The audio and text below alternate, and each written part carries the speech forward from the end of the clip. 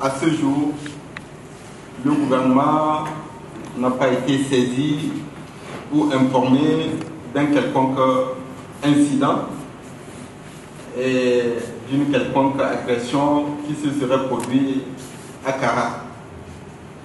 Bien entendu, en suivant les médias, nous nous sentons interpellés.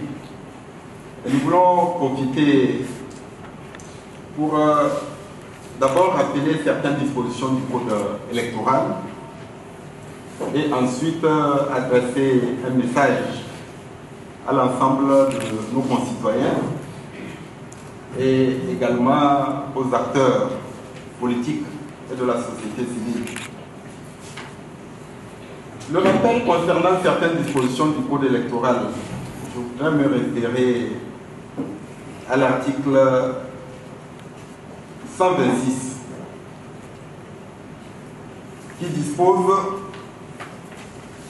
126 du code électoral. Sera puni des peines prévues à l'article 125 ci-dessus quiconque aura empêché par une observation volontaire de la loi l'inscription sur une liste électorale d'un citoyen remplissant les conditions fixées par la présente loi. Et l'article 125 auquel je viens de faire référence précise que les peines d'emprisonnement de 6 mois à 2 ans et une amende de 25 000 à 250 000 sont prévues pour les personnes responsables de ce genre d'infraction. Et plus loin dans le code électoral, à l'article 129, il est dit « Quiconque, par attroupement, clameur ou démonstration menaçant, aura troublé les opérations d'une consultation électorale ou porté atteinte à l'exercice du droit électoral ou la liberté du vote sera puni d'un emprisonnement de 6 mois à 2 ans et de l'interdiction du droit de voter et d'être éligible pendant 5 ans au moins et 10 ans au plus. » Pourquoi je rappelle cette disposition? C'est pour dire que les partis politiques, les citoyens et même les organisations de la société civile ont la liberté d'adopter des comportements et des attitudes vis-à-vis du processus électoral, notamment vis-à-vis du recensement électoral.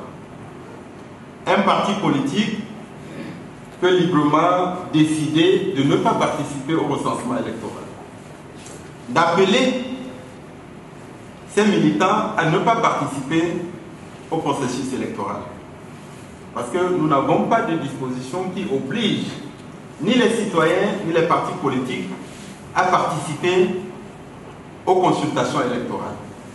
Mais en revanche, ces dispositions sont destinées à éviter qu'on agisse de manière à empêcher d'autres citoyens qui remplissent les conditions de participer aux consultations électorales depuis le recensement électoral jusqu'au vote.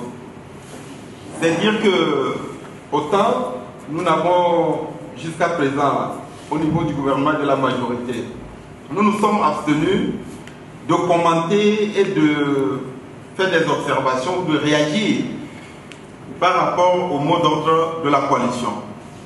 Mais il est important que la coalition sache et fasse savoir à ses militants que la liberté de s'abstenir de participer aux consultations électorales ne leur donne pas le droit d'empêcher par quelque comportement et quelque acte que ce soit les autres citoyens qui désirent participer aux consultations électorales.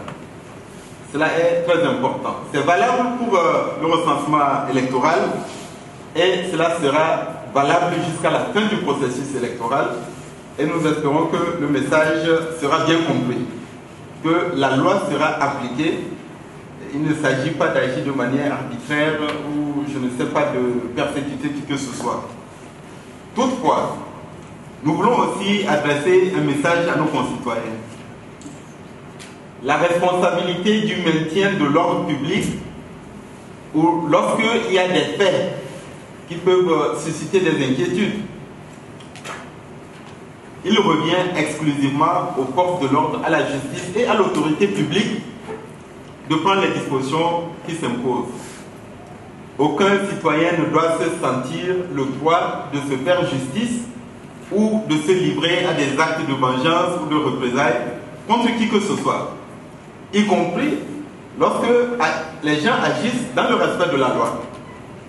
Que des partis politiques, des militants, des responsables de partis politiques tiennent des propos en disant qu'ils ne veulent pas participer au processus de recensement, au processus électoral, ne doit pas entraîner des réactions injustifiées. Ce message est important. En troisième lieu, nous voulons aussi dire aux partis politiques, à leurs militants et à leurs responsables que les forces de l'ordre et la justice, l'autorité publique, sont disponibles lorsqu'il y a des faits, des incidents qu'ils souhaiteraient porter à leur attention pour que les investigations et les mesures nécessaires puissent être prises. Nous avions déjà dit au mois de décembre 2017 que le gouvernement était engagé à mettre à la disposition des responsables des partis politiques qui le désirent les mesures de protection et de sécurité qu'ils souhaiteraient. Mais à leur demande, ils n'ont pas de manière autoritaire. Cette disponibilité reste naturellement valable. Voilà ce que je pourrais dire à propos de cet incident de Kara, dont nous n'avons pas été saisis, dont nous ne sommes pas informés. Et nous encourageons la population à éviter un certain nombre de comportements, en même temps que nous encourageons les citoyens, les acteurs politiques à éviter les actes qui pourraient tomber sous le coup de la loi.